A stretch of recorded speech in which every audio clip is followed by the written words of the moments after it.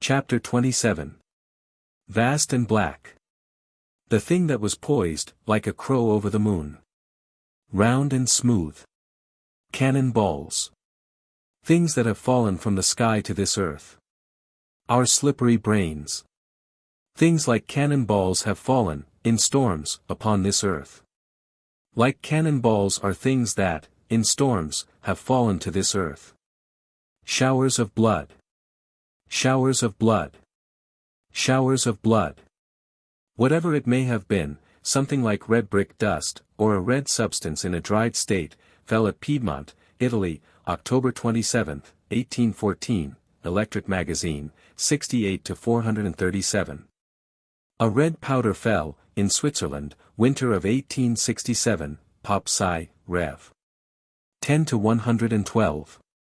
That something, far from this earth, had bled, superdragon that had rammed a comet. Or that there are oceans of blood somewhere in the sky, substance that dries and falls in a powder, wafts for ages in powdered form, that there is a vast area that will someday be known to aviators as the desert of blood. We attempt little of supertopography, at present, but ocean of blood, or desert of blood, or both, Italy is nearest to it, or to them. I suspect that there were corpuscles in the substance that fell in Switzerland, but all that could be published in 1867 was that in this substance there was a high proportion of variously shaped organic matter. At Gießen, Germany, in 1821, according to the report of the British Association, 5-2, fell a rain of a peach-red color. In this rain were flakes of a hyacinthine tint. It is said that this substance was organic, we are told that it was pyrene. But distinctly enough, we are told of one red rain that it was of corpuscular composition, red snow, rather. It fell, March 12, 1876, near the Crystal Palace, London, Year Book of Facts, 1876-89, Nature, 13-414. As to the red snow of polar and mountainous regions, we have no opposition, because that snow has never been seen to fall from the sky. It is a growth of microorganisms, or of a protococcus, that spreads over snow that is on the ground. This time nothing is said of sand from the Sahara. It is said of the red matter that fell in London, March 12, 1876, that it was composed of corpuscles. Of course. That they looked like vegetable cells. A note. That 9 days before had fallen the red substance, flesh, whatever it may have been, of Bath County, Kentucky. I think that a superegotist, vast, but not so vast as it had supposed, had refused to move to one side for a comet. We summarize our general supergeographical expressions. Gelatinous regions, sulphureous regions. Frigid and tropical regions, a region that has been source of life relatively to this earth, regions wherein there is density so great that things from them, entering this earth's thin atmosphere, explode. We have had a datum of explosive hailstones. We now have support to the acceptance that they had been formed in a medium far denser than air of this earth at sea level. In the Popular Science News, 22-38, is an account of ice that had been formed, under great pressure, in the laboratory of the University of Virginia. When released and brought into contact with ordinary air, this ice exploded. And again the flesh-like substance that fell in Kentucky, its flake-like formation. Here is a phenomenon that is familiar to us, it suggests flattening, under pressure. But the extraordinary inference is, pressure not equal on all sides. In the Annual Record of Science, 1873-350, it is said that, in 1873, after a heavy thunderstorm in Louisiana, a tremendous number of fish scales were found, for a distance of 40 miles. Along the banks of the Mississippi River, bushels of them picked up in single places, large scales that were said to be of the gar fish, a fish that weighs from 5 to 50 pounds. It seems impossible to accept this identification, one thinks of a substance that had been pressed into flakes or scales. And round hailstones with wide thin margins of ice irregularly around them, still, such hailstones seem to me more like things that had been stationary, had been held in a field of thin ice. In the Illustrated London News, 34-546, are drawings of hailstones so margined, as if they had been held in a sheet of ice. Some day we shall have an expression which will be, to our advanced primitiveness, a great joy. That devils have visited this earth, foreign devils, human-like beings, with pointed beards, good singers. One shoe ill-fitting, but with sulphurous exhalations, at any rate. I have been impressed with the frequent occurrence of sulphurousness with things that come from the sky. A fall of jagged pieces of ice, Orkney, July 24, 1818, Trans Roy. SOC Eden. 9 to 187. They had a strong sulphurous odor. And the coke, or the substance that looked like coke, that fell at Mortree, France, April 24, 1887, with it fell a sulphurous substance. The enormous round things that rose from the ocean, near the Victoria.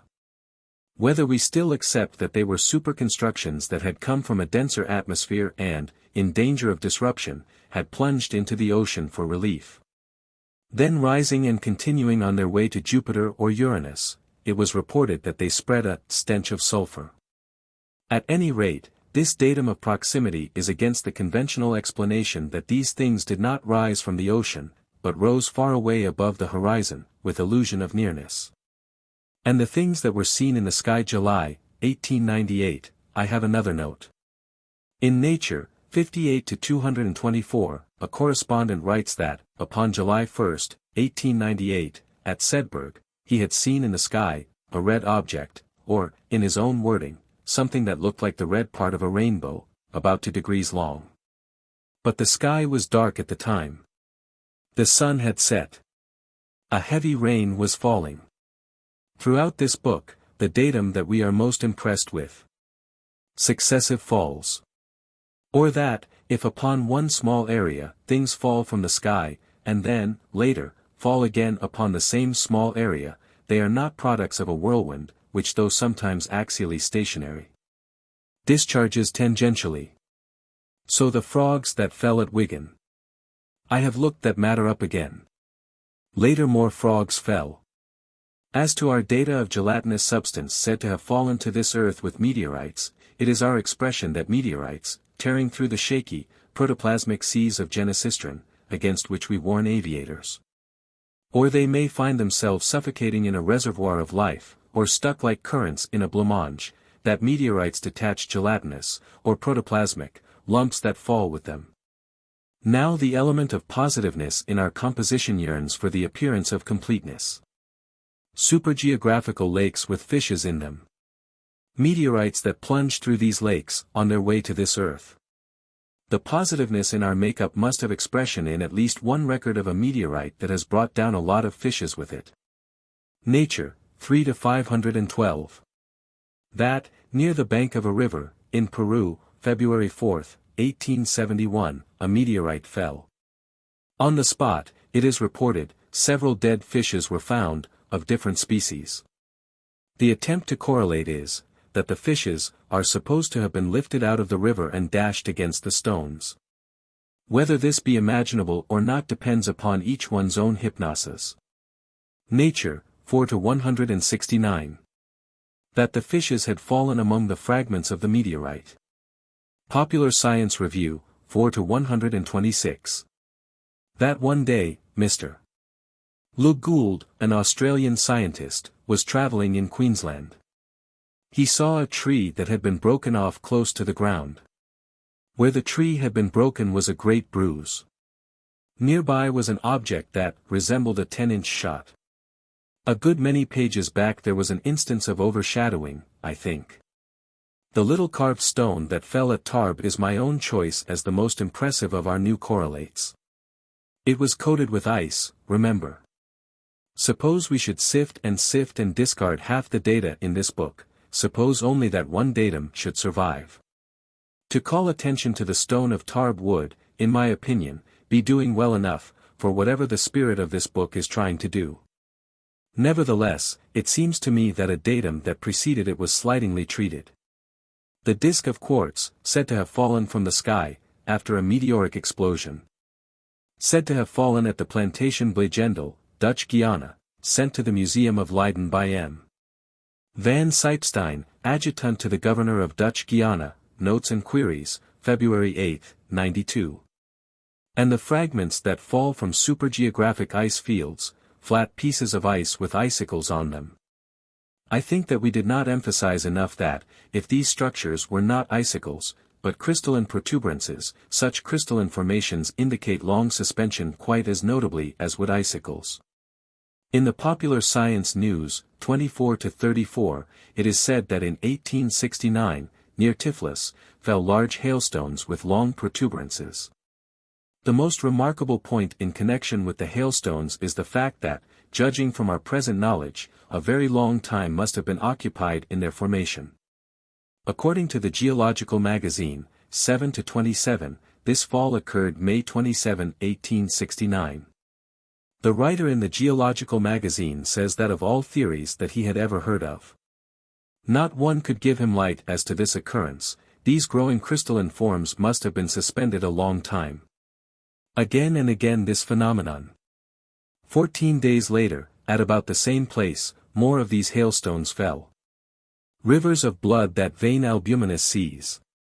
Or an egg-like composition in the incubation of which this earth is a local center of development, that there are superarteries of blood in Genesistron, that sunsets are consciousness of them, that they flush the skies with northern lights sometimes, superembryonic reservoirs from which life forms emanate. Or that our whole solar system is a living thing, that showers of blood upon this earth are its internal hemorrhages. Or vast living things in the sky, as there are vast living things in the oceans. Or someone especial thing, an especial time, an especial place. A thing the size of the Brooklyn Bridge. It's alive in outer space, something the size of Central Park kills it. It drips. We think of the ice fields above this earth, which do not, themselves, fall to this earth, but from which water does fall. Popular Science News, 35-104. That, according to Prof. Luigi Palazzo, head of the Italian Meteorological Bureau, upon May 15, 1890, at Messignati, Calabria, something the color of fresh blood fell from the sky. This substance was examined in the public health laboratories of Rome. It was found to be blood. The most probable explanation of this terrifying phenomenon is that migratory birds, quails or swallows, were caught and torn in a violent wind. So the substance was identified as bird's blood. What matters it what the microscopists of Rome said, or had to say, and what matters is that we point out that there is no assertion that there was a violent wind at the time, and that such a substance would be almost infinitely dispersed in a violent wind, that no bird was said to have fallen from the sky, or said to have been seen in the sky, that not a feather of a bird is said to have been seen. This one datum. The fall of blood from the sky, but later. In the same place, blood again fell from the sky. Chapter 28. Notes and Queries. 7-8-508. A correspondent who had been to Devonshire writes for information as to a story that he had heard there, of an occurrence of about 35 years before the date of writing.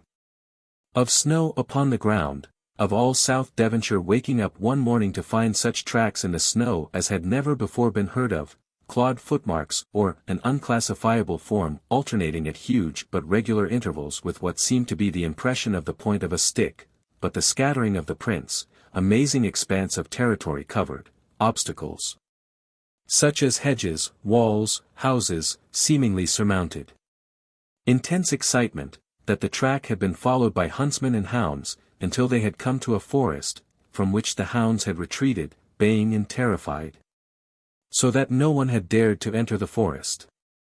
Notes and Queries, July 9, 18. Whole occurrence well remembered by a correspondent. A badger had left marks in the snow, this was determined, and the excitement had dropped to a dead calm in a single day. Notes and Queries, July 9, 70. That for years a correspondent had had a tracing of the prints, which his mother had taken from those in the snow in her garden, in Exmouth, that they were hoof-like marks, but had been made by a biped. Notes and Queries, 7-9-253. Well remembered by another correspondent, who writes of the excitement and consternation of some classes. He says that a kangaroo had escaped from a menagerie, the footprints being so peculiar and far apart gave rise to a scare that the devil was loose. We have had a story, and now we shall tell it over from contemporaneous sources. We have had the later accounts first very largely for an impression of the correlating effect that time brings about, by addition, disregard and distortion. For instance, the dead calm in a single day. If I had found that the excitement did die out rather soon, I'd incline to accept that nothing extraordinary had occurred. I found that the excitement had continued for weeks. I recognize this as a well-adapted thing to say, to divert attention from a discorrelate. All phenomena are explained in the terms of the dominant of their era. This is why we give up trying really to explain, and content ourselves with expressing. Devils that might print marks in snow are correlates to the third dominant back from this era. So it was an adjustment by 19th-century correlates, or human tropisms, to say that the marks in the snow were clawed. Hoof-like marks are not only horsey but devilish. It had to be said in the 19th century that those prints showed claw marks. We shall see that this was stated by Professor Owen, one of the greatest biologists of his day, except that Darwin didn't think so. But I shall give reference to two representations of them that can be seen in the New York Public Library. In neither representation is there the faintest suggestion of a claw mark. There never has been a Prof. Owen who has explained, he has correlated. Another adaptation, in the later accounts, is that of leading this discorrelate to the old dominant into the familiar scenery of a fairy story, and discredit it by assimilation to the conventionally fictitious, so the idea of the baying. Terrified hounds, and forest like enchanted forests, which no one dared to enter. Hunting parties were organized, but the baying, terrified hounds do not appear in contemporaneous accounts.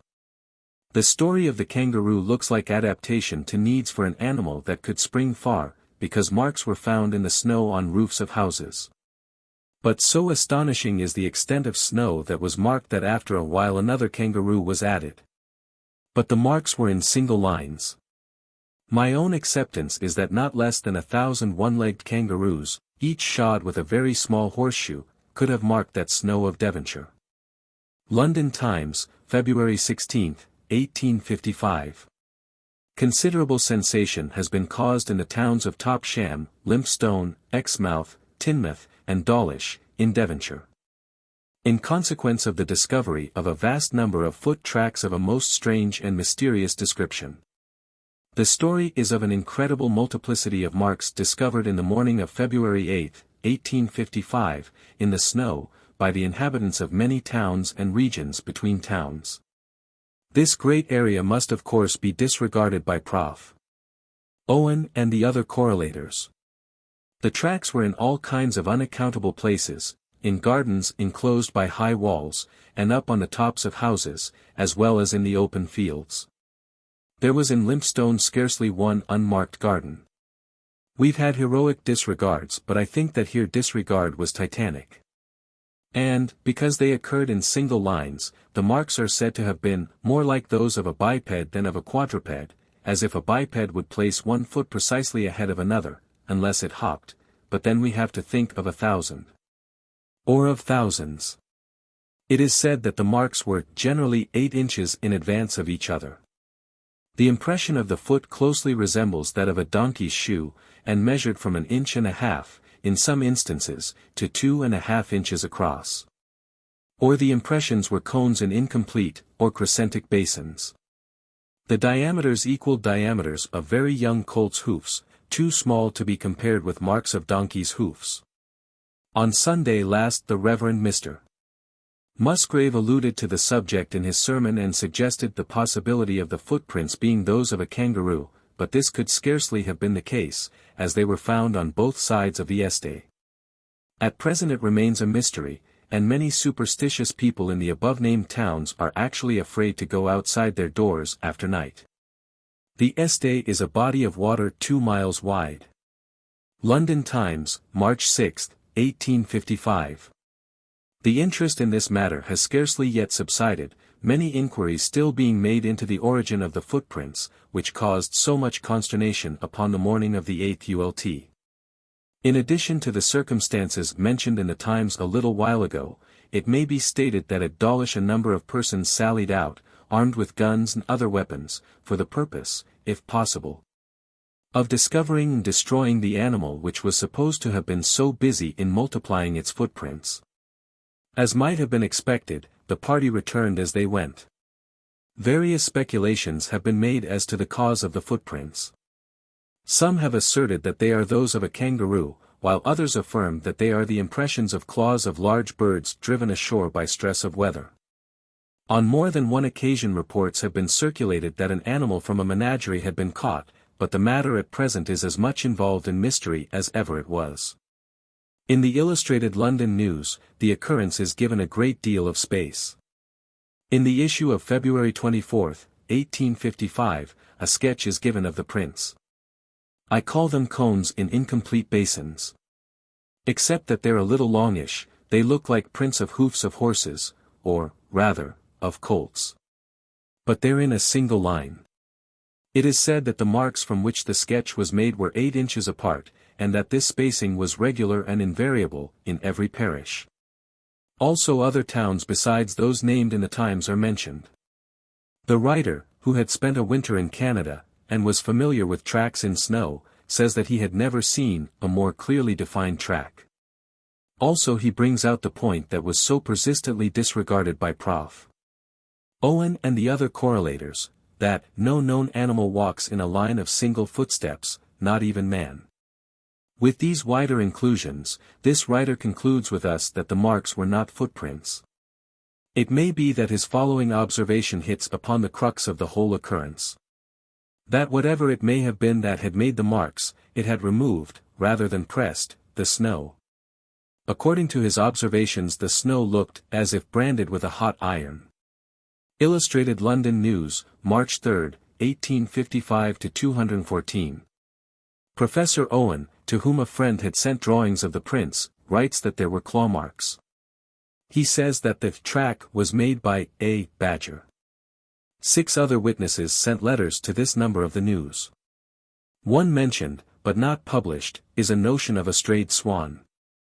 Always this homogeneous seeing, a badger, swan, a track. I should have listed the other towns as well as those mentioned in the Times. A letter from Mr. Musgrave is published.